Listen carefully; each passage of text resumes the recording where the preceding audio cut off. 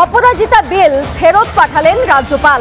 সুকান্ত মজুমদারের স্পষ্ট বক্তব্য যে কেন্দ্র এবং রাজ্যের দু জায়গায় যদি একই ঘটনার ক্ষেত্রে দুটো আইন থাকে তাহলে অতি অবশ্যই কেন্দ্রের যে আইন রয়েছে সেই আইনই গ্রহণযোগ্যতা পায়।